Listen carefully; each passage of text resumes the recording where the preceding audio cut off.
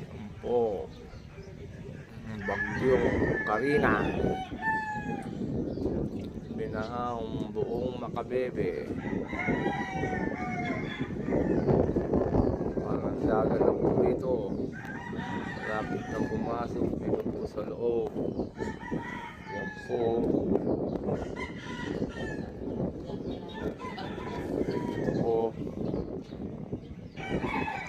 Oh, parang dagat na po. Yan po. Konti na lang, baba na sa daan. Buti